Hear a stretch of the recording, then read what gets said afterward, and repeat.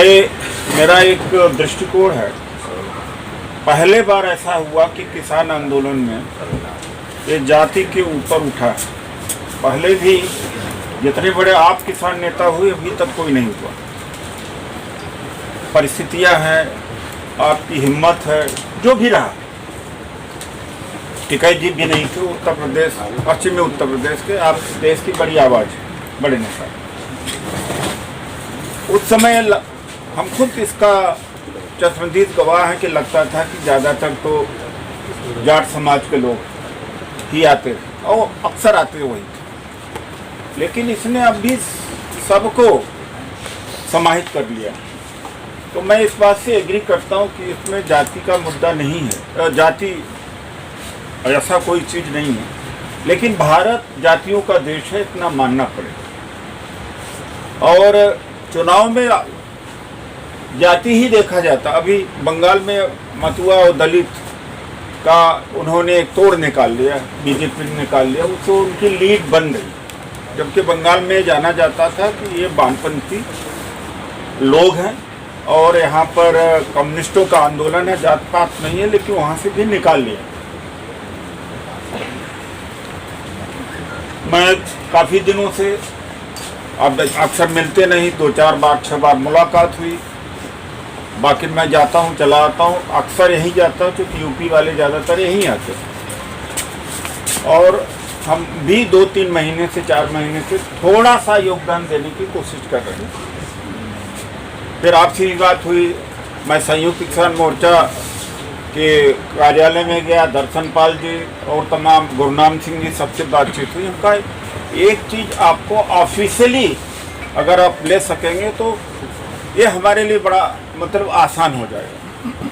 संयुक्त किसान मोर्चा ऑफिशियली इस बात को कहे कि संविधान खतरे में है, आरक्षण खतरे में है। मैं ये नहीं कहता हूँ कि किसी जाति को संबोधित करते, उससे हमें ताकत मिल जाएगी। आपकी आवाज़ हमसे बड़ी है, आज की आवाज़ में दम है। हम लोग कल प्रेस कॉन्फ्रेंस करने वाले थे और रोहतक में है, परसों नरसों रोहतक में दलित पंचायत किसान के समर्थन में किया, हमने किया। गुरनाम सिंह जी भी आए और ये तय किया कि खट्टर अगर आते तो दलित ही विरोध करेगा, किसान विरोध नहीं करेगा। कल परसों बैनर हेडलाइन लगी सारे अखबारों में और खट्टर जी का प्रोग्राम, यानी जो हरियाणा के सारे प्रोग्राम उन्होंने रख कर, एक शायद अभी सुना, वो हमने ट्वीट भी किया। इनका साजिश ये थी कि अंबेडकर जयंती में आएंगे और किसान इनको रोकेंगे और दलित और किसान से होगी लड़ाई। तो आपके संयुक्त किसान मोर्चा ने बड़ा सावधानी से पहले ही इसका काट खोजा और रोहतक की जो दलित महापंचायत किसान के समर्थन में वहाँ से घोषणा हुई और चढ़ूनी जी भी थे। तो प्रेस कॉन्फ्रेंस भी हुई कि किसान खट्टर को और दुष्यंत को नहीं रोकेंगे, कहीं रोकेगा तो अगर रोक सकता है तो दलित रोके। फिर मेडिकल कॉलेज का जो रोहतक का प्रोग्राम नेस्त हो गया, क्योंकि वहाँ पर हमने घोषणा कर दी थी कि खट्टर आएंगे तो जाएंगे नहीं बच करके, दलित ही लोग अपना झंडा उंडा लेकर के अंदर वहीं थे। उन्हें पता लग गया तो उसको कैंसिल कर। मैं चाहता हूँ आपसे वही सहयोग। उत्तर प्रदेश में हम समझते हैं कि जितनी चोट मारनी चाहिए उतनी मारी नहीं जा रही। अगर आपका सहयोग मिल जाए तो हम कर सकते हैं। जैसे गुरनाम सिंह चढ़ूनी जी के साथ हमने 4 दलित पंचायत किया, कुरुक्षेत्र में किया, कैथल में किया और रोहतक में 3 किया। तो अगर यहाँ भी हम अकेले उतने समर्थ नहीं है, यहाँ भी अगर आपका इशारा हो, उसमें होता क्या है कि कई जगहों पर किसान की संख्या आधा होती है और कई जगहों पर कम भी हो जाती है। तो दोनों को मिलाकर ये एक माहौल बन जाए। ये दलितों से डरते हैं। 2 अप्रैल 2018 को आधा दिन का मेहनत, 1 दिन का मेहनत हम लोगों ने किया था। मोदी को सरेंडर करना पड़ा। हम लोग मोदी से मिलने उस समय गए, पासवान जी भी थे और जो SC ST एक्ट का मामला था मोदी का जो मैं देखा ईगो, उस समय हम लोग बातचीत किए कि सर ऐसा है कि 20 मार्च को SC/ST एक्ट को डाइल्यूट कर दिया सुप्रीम कोर्ट ने। अच्छा, वार्तालाप हो गई, पासवान जी सीनियर पढ़ते तो पासवान जी से हमने कहा पूछ लो कि आगे हमें क्या कहना है। अब बाहर प्रेस इंतजार कर रहा था हम लोगों का।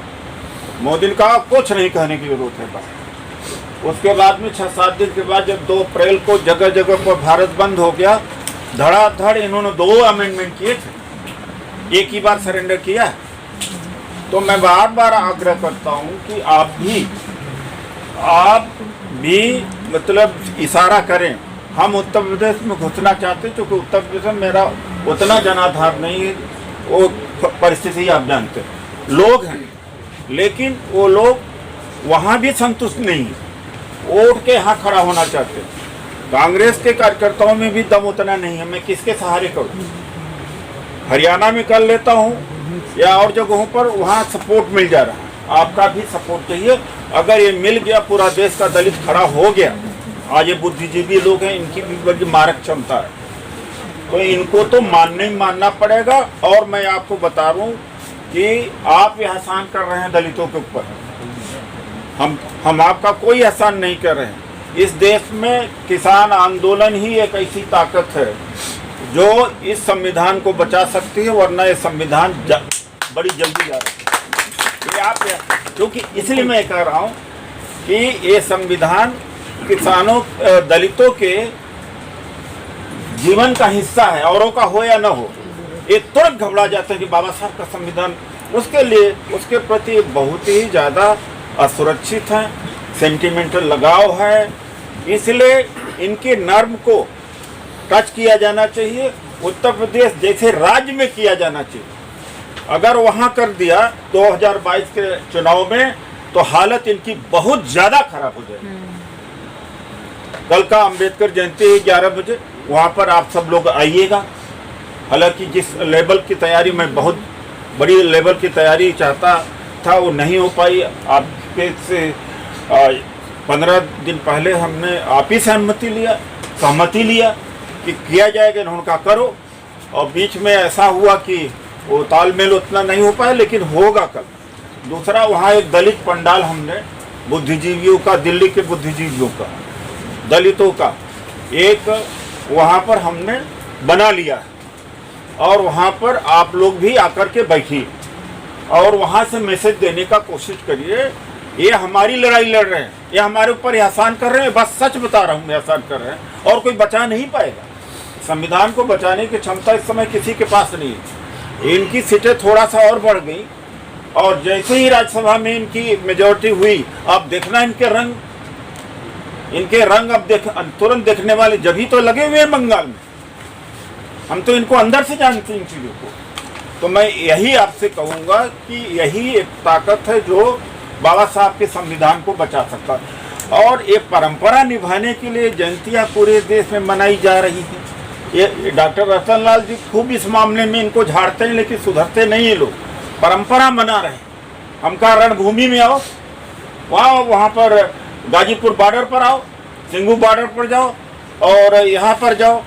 तो संयुक्त किसान मोर्चा मैं अपनी बात में रखना चाहता हूँ। उस दिन चढ़ोनी दिन का 17 को बात आ जाए, क्योंकि दर्शन पाल जी, ये जो लेफ्ट ग्रुप वाले को हमें कन्विंस नहीं कर पा रहा हूँ, क्योंकि ये कंफर्टेबल जोन में है। ये पंजाब और हरियाणा वाले कंफर्टेबल जोन में, दूसरे कंफर्टेबल जोन नहीं है, तो उतनी बात इनको समझ में आती नहीं। एक हमने गुरदासपुर में दलित पंचायत बड़ी करी थी, अभी बलबीर राजेवाला जी ने एक किया, वहाँ दलित पंचायत किया। तो इसलिए वो पूरे देश का शायद नहीं समझ पाते इस बात का। इसलिए वहाँ से रिस्पांस, जिस तरह से हमने वहाँ गए, उतना रिस्पांस नहीं मिला। आप 17 तारीख को शायद रहेंगे मीटिंग, क्या हुआ? 17 को रहेंगे। और वहाँ चौधरी जी ने कहा आप आइए, अपनी बात को रखो। मैं आपके थ्रू ये कहना चाहता हूँ कि ये एक वॉइस बनना चाहिए। अच्छा, जहाँ तक इस बात का है कि मैं राजनीतिक व्यक्ति हूँ, योगेंद्र यादव जी तो खुद ही अध्यक्ष हैं स्वराज इंडिया पार्टी के। मुझे तो ज़्यादातर लोग ये भी नहीं जानते कि मैं एमपी बना और कब हमारा टेन्योर खत्म हो गया, और कहीं मैं कांग्रेस का कुछ हूँ या नहीं हूँ, इसके नाम से लोग जानते नहीं। अच्छा, आप एमपी भी बन गए थे, वो पता नहीं इस देश की मानसिकता है, वो दलित नेता के नाम से ही लोग जानते हैं। तो इस बात को आप विचार करें, उत्तर प्रदेश हमारा निशाना होना चाहिए। और आपकी आवाज़ में दम है, हमारी आवाज़ में उतनी दम नहीं है, इसलिए हम इस काम को नहीं कर पा रहे हैं। धन्यवाद। Press the bell icon on the YouTube app and never miss another update.